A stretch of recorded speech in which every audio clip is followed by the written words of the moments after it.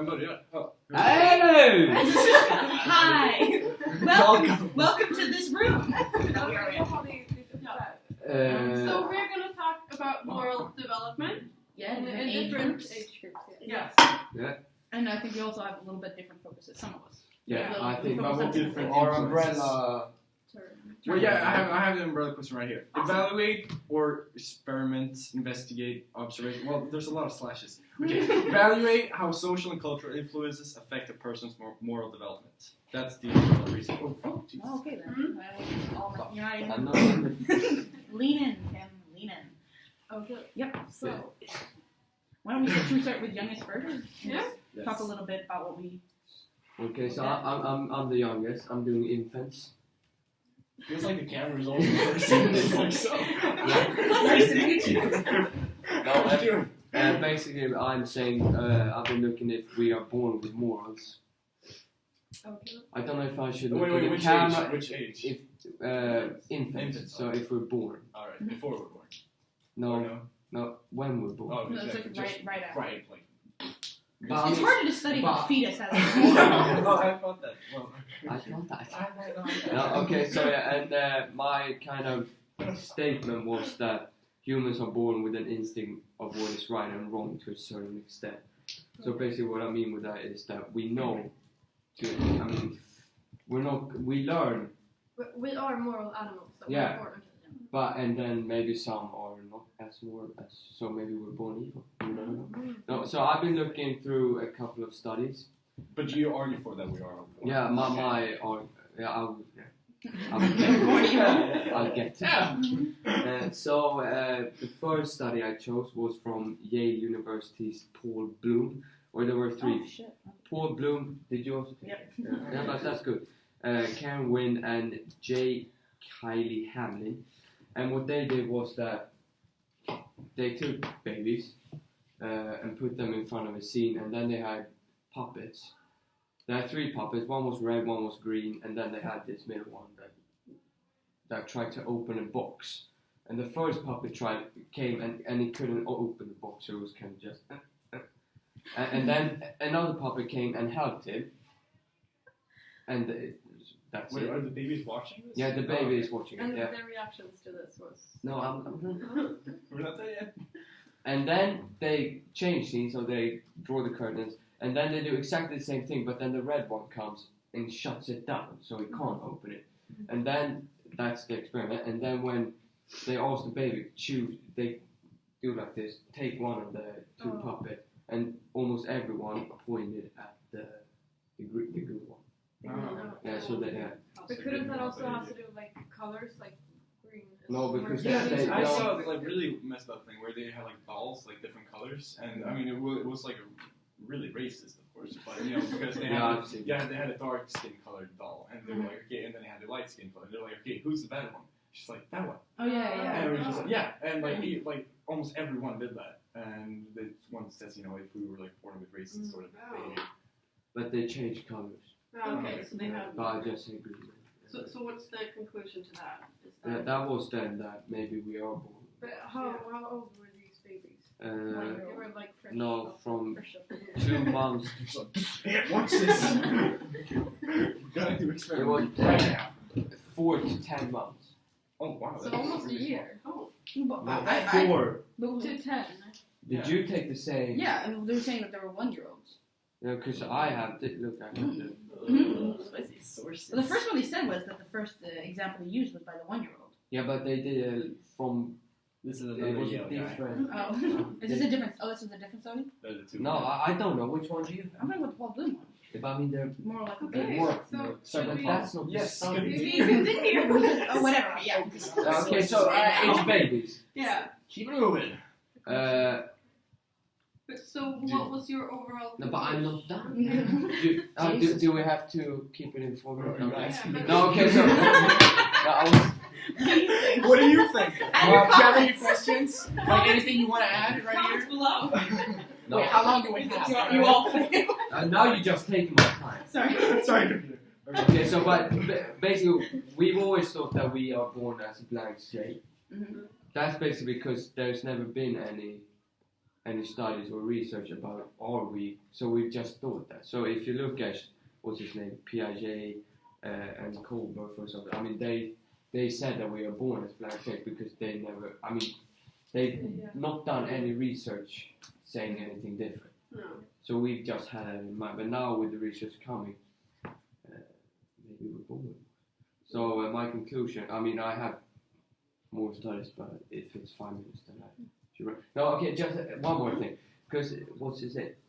Franz de Laval did a study with monkeys, giving one monkey Oh yeah, metallic. cucumber and one grapes, which was their choice of food. And then when the other monkey saw that he got cucumber and the other one got grapes, he got mad, and that's like they react to unequal pay. Okay. So that would also lead monkeys to smell like cucumber? No, I'm serious. because the first time he ate it, it was okay, and then he saw that he gets grapes, Yeah. and they love grapes. Yeah. Oh, So then he just started acting out, throwing the cucumber. So that would mean that it's maybe more as also genetics that we are born, and then some maybe are born with less morals in their genes. So it's sort of inherited by our parents. No, Some more values. I'm Could more be, a could biologist, be. but so then my conclusion was that we are born with some type of moral knowledge. However, we also learn. I mean, it's like we learn more and more morals as we grow up from Yeah. parenting. Like social Yeah. cultural So, yeah. influences. But we have a basis of it, and then some maybe have more than less. So maybe we are born. Some are born evil. and some are born good. Interesting.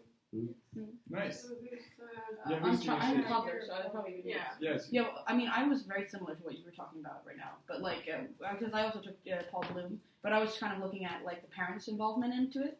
But it was also kind of just you were kind of going for the more birth. I was kind of just checking. So how does the parent come like into the picture later? I guess in this toddlerhood. And, Like the influence on. yeah, Oh, exactly. Yeah, I had the same thing. And Paul same thing, yeah. But the thing with Kohlberg is that he spoke about that, as you said, that we are kind of, formed by these stages, that these stages kind of develop and determine our kind of moral standpoint or whatever.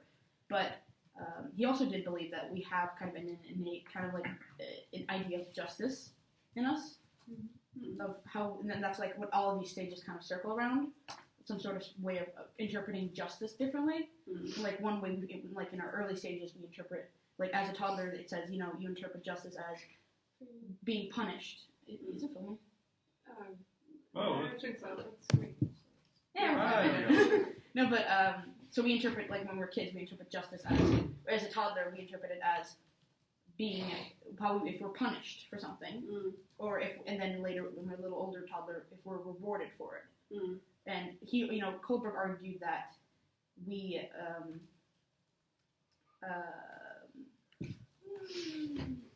what?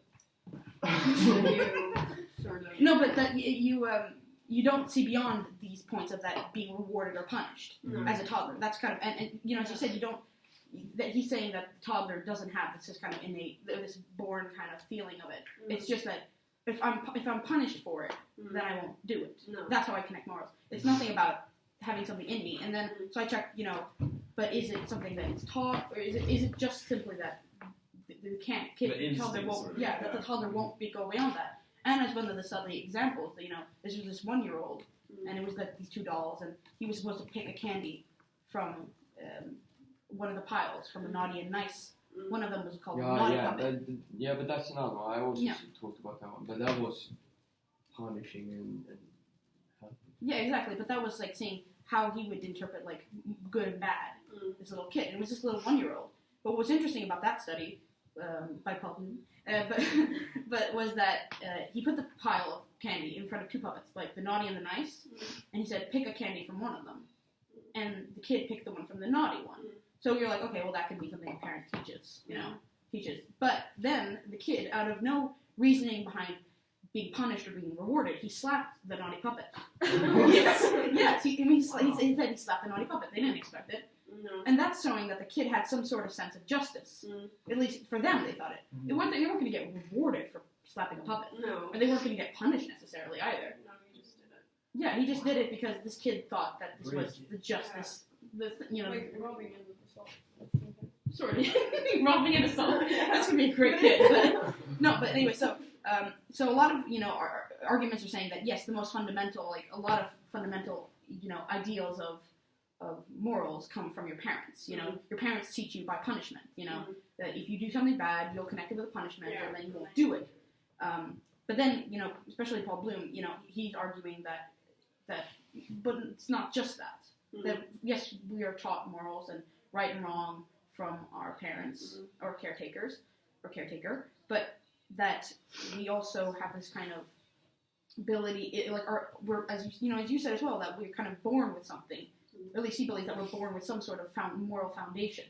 That and that can also be like, you can say whether they're psychopaths or people that do not believe in this, but they might know that this is wrong, but they choose to do it anyway because they don't feel any kind of emotional connection to it. But the study you talked about with that cat, was it just one child, or did it? But that was the one he knew. I think it was more than that, but it was more emphasis. It was more emphasis that stood out so much. Yeah. But that showed that the kids, because Kohlberg speaks very specifically, it kind of says more or less that this is how it is, kind of thing. You have this different stages. And and then it's very, very, you won't really go away from that. No. So that was kind of thing that, yes, your parents are kind of very involved in your upbringing, because if you weren't raised, then you would be very different, whatever. But also that these studies are kind of promoting the idea that, but we are also not just amoral beings, like the tabula rasa. We're not just clean sheets, Yeah. But sheets, not clean sheets. Yeah, exactly. Clean sheets. Yeah, but there's something Something in moral, here. yeah. Otherwise, the kid, he's trying to argue why the kid would do that. Otherwise, Yeah. But did you also look at like different parenting styles or something like that? No, not really. Okay, It was more just like a general kind of having a parent teach morals. Mm-hmm. But of course, like if you're having a parent teach you different morals, religious morals. Yeah. They said that religious morals have an effect on how you incorporate morals differently. Yeah. Because you teach a different set of morals. But every parenting style you have to kind of approach it objectively in this sense, because you can't, there's no parent that teaches exactly the same as another parent. No. So what was your conclusion? Well, that I said it, but that as parents, like, they do play an essential role in morals and. Okay, that was your. But basically that you don't conclude any of the two. That we're born as a blank slate, and everything comes from parents, but it's maybe a mix of both. Yeah. So you don't conclude any of the two theories. Okay, so what I found, because I focused a lot on Kohlberg and Piaget, and they go against that, of course, as we've all discussed. And because I looked into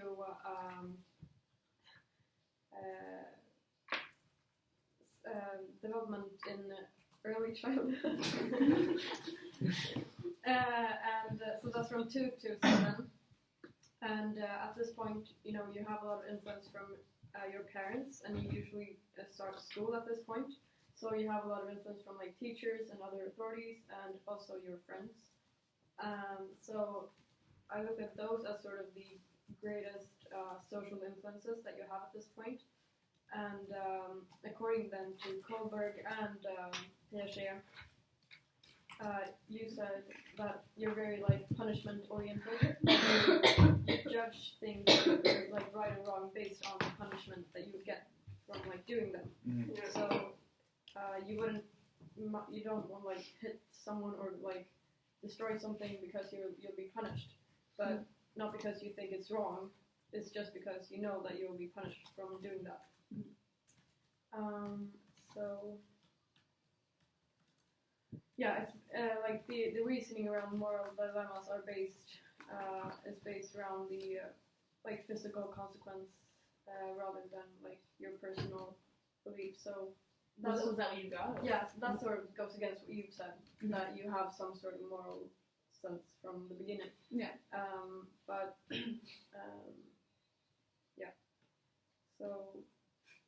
But it's nothing that it comes as because we all have had kind of one belief when we maybe were 10 years old. And then now because I have a good example. Because when I was younger, maybe I stood outside a Pressbyrån and asked someone could you buy me like snus or anything. And when they said no, I was. No, When you're 8, 10. No, but okay, so Go to steal no, but you always done it. No, but 60, 70, something in that way. So, and then when someone said no, I was like, oh, you're stupid, you're way too young. No, but now what? You said that with this. No, I thought that. I mean, yeah. if someone said no to me, as anyone should have done, I would think, oh, you're stupid, piece of shit. No, and then now someone came up to me, or a couple of girls, looking like they were like, my age when I did it. And I just go so pissed off saying, you stupid.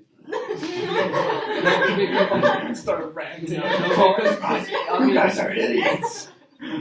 But without joking, I mean, it's something that in my life, I mean, it's not the biggest one, but it's quite a good judgment. Because it's from going from two whole different perspectives, saying that you are stupid because you're not fine, from now saying it's stupid too. But I mean, it's something, and that's what we learn as growing up. You never, because you thought yourself you were going to be like, really cool 18-year-old who's going to buy stuff for all the, minors, and now you're like, no, why would I? You guys are stupid. And like, same with my younger brother, because I remember my older brother bought, alcohol for me, like when I was 16, 17. But like now when my little brothers ask me to do it, I'm like, no, why? Why would I? Like, no, wait, you have to wait. Yeah. When you're 16, that's 2 years ago. How could you buy that? Well, he's not 20. Well, I mean, he had contacts. We're gonna get in trouble for this.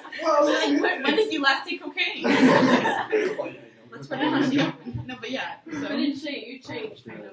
So I mean, what we should just say something in the middle of the video to see if he watches. He used to call, tell us something like that about this in order to show that you. I know we're filming this. I know, but I mean, you're questioning if he's gonna watch the film. Exactly. I mean, who knows?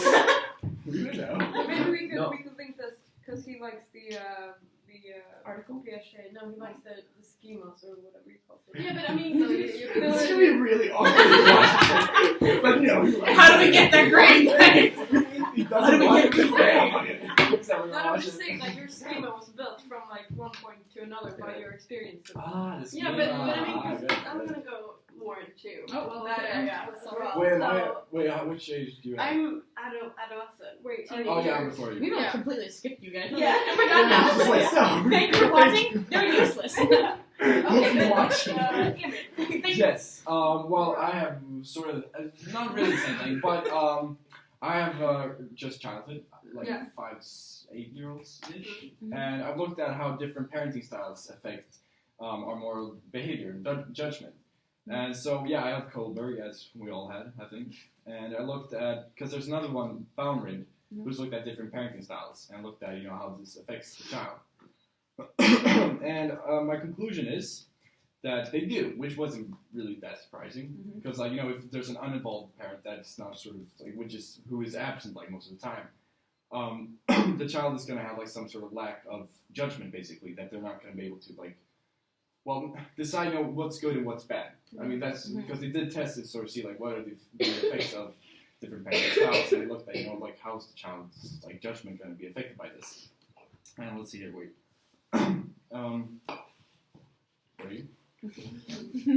Suspense is building here. So the results are in. And they had the authoritarian style, whereas the parents who's punches his or her child. And, if you do something bad, they're going to get punished for it, and how that sort of affects. And apparently, I mean, of course, that sort of, influences your sort of judgment. Because, I mean, if you know that, well, if I do this, and if I do something that I think is morally bad, and I get punished for it, I'm not going to do it. But it also showed that, parents who were, really strict with their children were also proven to be sort of, they had sort of, a weird sort of view of how things were supposed to be. Because their sort of view of it was that, everyone's supposed to be in their place and, they're supposed to be told what to do.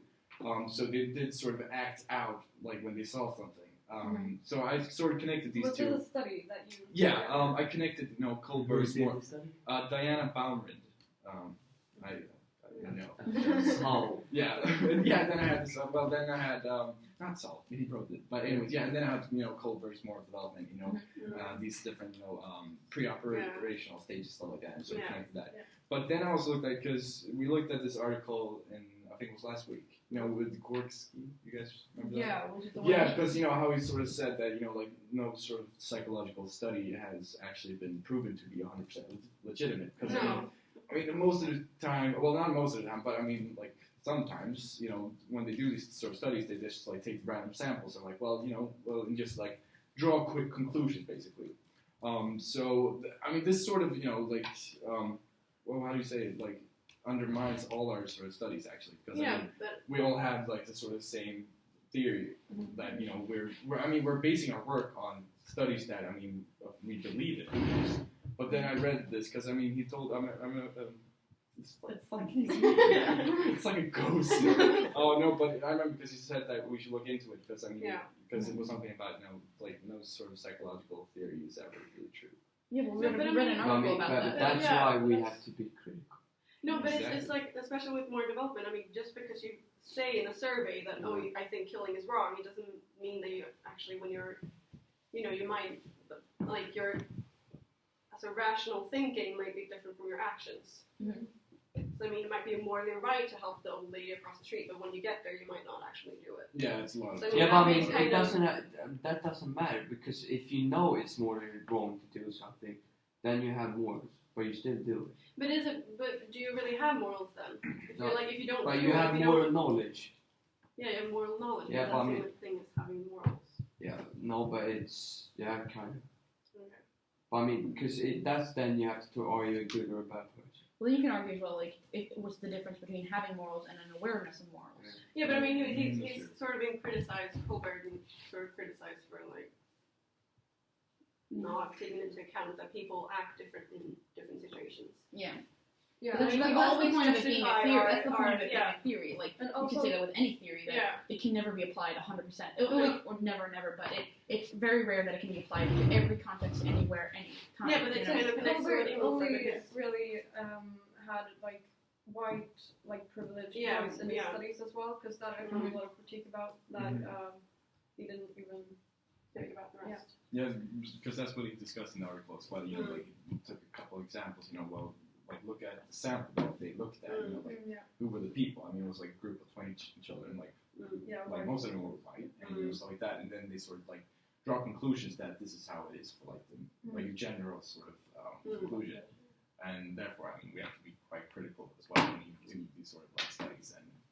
Like that. Well, that's why I kind of really appreciate Bloom's study, because he did show pictures of the participants, which were girls. It was different ethnicities, of toddlers, just showing that there was a variety. But the optimal thing is if we had every toddler in the world take the survey, and then we'd have but this is how it is because every toddler took it.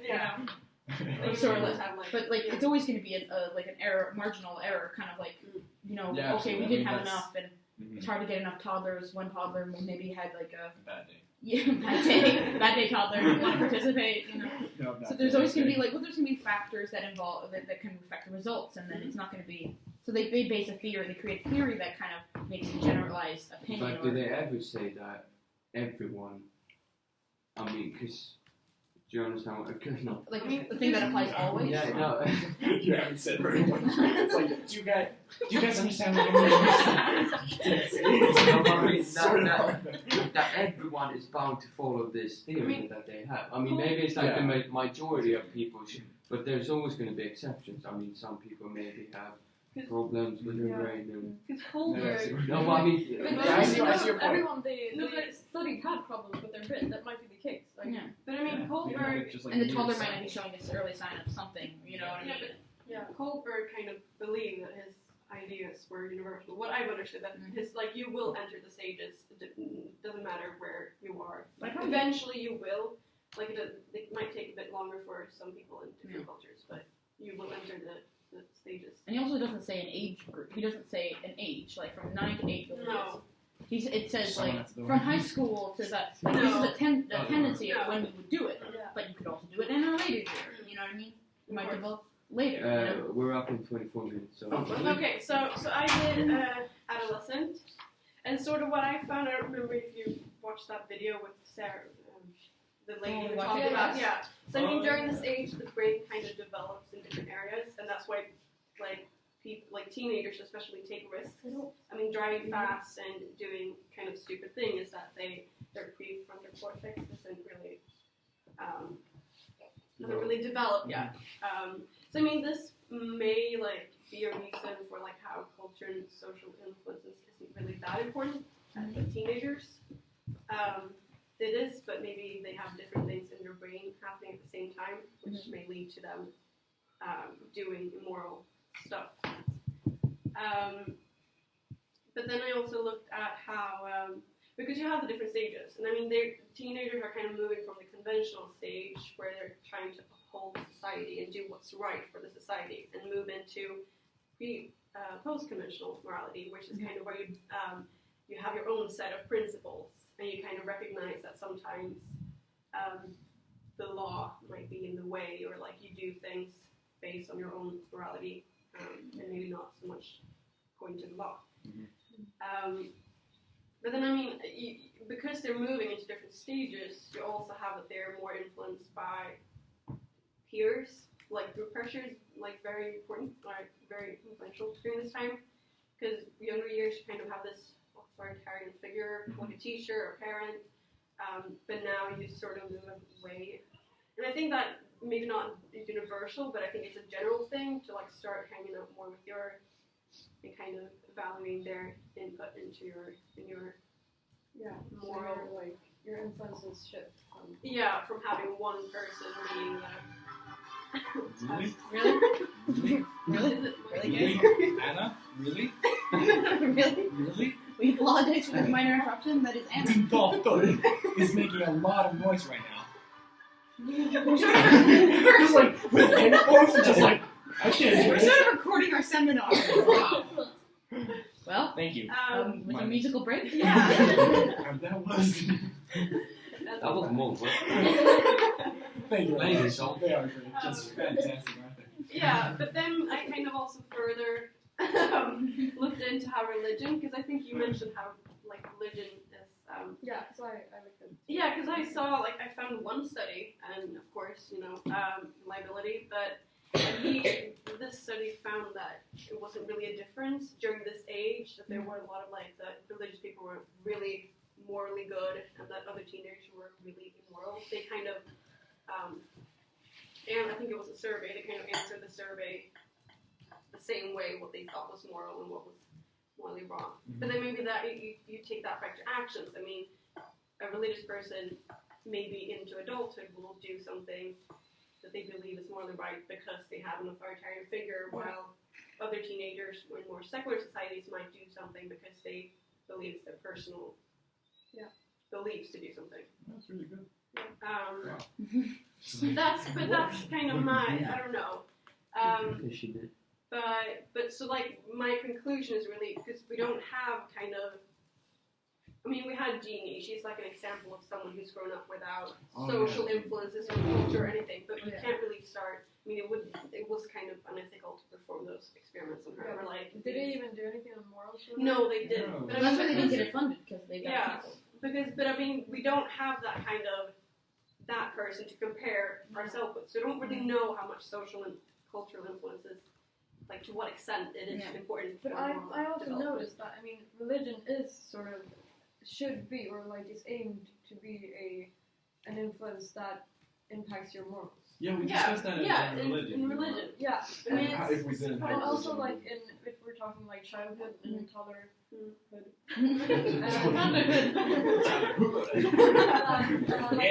All of the culture that you're like faced with, like books and films, everything is like aimed towards helping your morals. Like But I mean, it's like kids. they have like a moral. Yeah, I mean, just look like like childhood stories. Like, Yeah, they always have like a you know, moral dilemma. They have like villains, yeah. they Yeah, have fables. good guys. Yeah, exactly. exactly. You know, and they're supposed to. Well, be every some movie kind of- has the villain. Well, all the child But movies, like look at the Disney movies. They all have Yeah. a villain, and how the villain always gets some sort of punished in the end. Because if you do bad things are gonna happen to you. Yeah. So I mean, subconsciously, that's supposed to Trigger something in the. Yeah. grow Maybe that's into good. grow Yeah. into a tree of good moral judgments. Mhm. But I mean, as well, like we talked about in religion, our society is sort of based on Christian values. Yeah. I mean, we don't know how much Yeah, like how Ten much Commandments, we are stuff like influenced by others. We might have our like, oh, we're so that. Mhm. you know independent, exactly. but really we're Yeah, because we discussed, like if we didn't have religions like Christianity and like Islam and nothing like that Yeah. ever existed, we still have like the same sort of moral like Yeah. values and rules, and like Yeah. how would we then like what would we base them on? Mm. Because right now, as you say, I mean, most of our moral values are based upon Christian beliefs Yeah. and stuff like that. Should we round off? yeah. Yes. Okay, so this is So yeah. can we just say our No, Well, but yeah. I mean, basically what I let's thought look was at that. this, I mean, just umbrella research question. I So, mean, yeah, we I can all think agree we upon all that. agree that there's Yeah. a combination of Yeah. Absolutely, like both social Well, and maybe we cultural. should Yeah. say that again. You can't take away one theory because all of them are in one way, right? Yeah. So both social, cultural, and your own like Independent Genetics. Yeah. your instinct are Mhm. in a way like factors that influence Yeah. the moral. And it's also worth mentioning that the younger the study test group is, it's kind of hard to perform like legit studies because they're kind of they're very, very young. Yeah, and I mean, maybe kids that young might actually like see when a researcher is pleased with an answer. I mean, you can kind of read emotions. I mean, maybe they even try to please give the right answer because they. Wait, quick question. Do you guys think that we're more affected, or are we more like open to being influenced by other moral values when we're younger or when we're like adolescents? Younger. Younger. Yeah. But this, what would you say?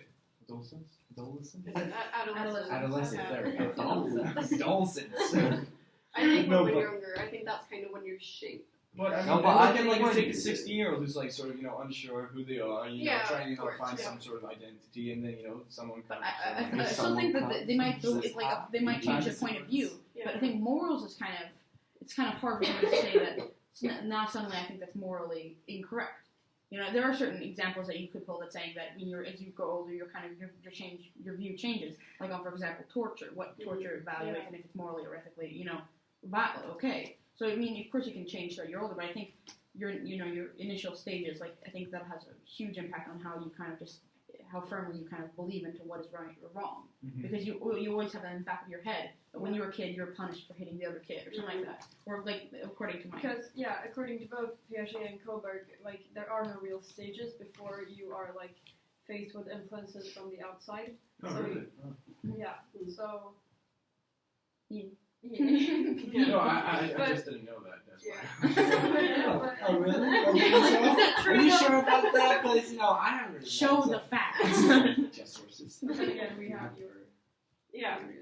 But so can we kind of conclude that? Yeah, I think we're all It's can agree on kind that. of Both a lot of social, culture, factors. and independent factors. And biological. Yeah, Yeah. So now there's 5. Yeah. 2 to 5. Great. But yeah, should we just run this Yeah. off? Thank you. We know that you listened coherently to the whole thing. And You never have to say something in the end, don't we? Subscribe. Like, subscribe. Yes, Like and yes. subscribe Subscribe, to like, whoever's channel this comment goes up below. on. We'll upload more videos. Update Probably you. not like this, unless you give us more assignments like this. Then we will. Okay. All Bye right. bye. Bye-bye. Thank you. Bye bye.